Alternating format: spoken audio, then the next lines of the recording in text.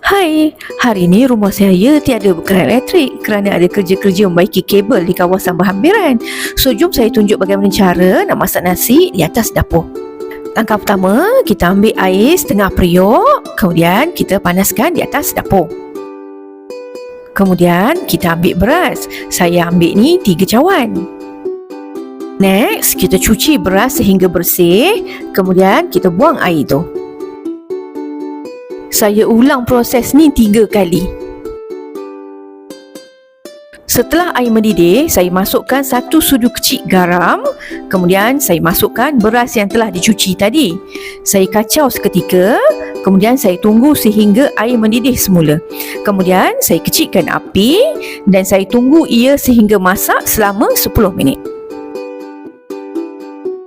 Setelah 10 minit, nasi telah pun menjadi kembang dan masak sepenuhnya. Jika suka nak lembik sikit, boleh tambah lagi 2 minit. Okey, tapi saya tutup api sekarang.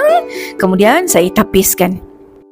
Masak nasi dengan cara begini, dia adalah lebih sihat kerana kurang kandungan gula, kurang kandungan kalori, boleh bantu turunkan berat badan, boleh kawal bacaan gula, kemudian ia juga tahan lebih lama, lambat nak basi. Tapi air itu juga ada khasiat lain, okey, untuk ibu menyusu, untuk kanak-kanak yang kurang berat badan, elok gunakan air ini.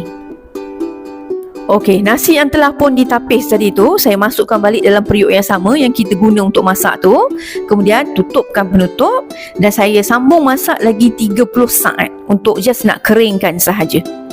Nasi putih kita dah siap dan sedia dihidangkan. Saya harap anda akan ingat cara ini jika berlaku emergency atau pergi camping, ya. Boleh masak nasi dengan cara ini. Sehingga kita bertemu lagi. Bye-bye.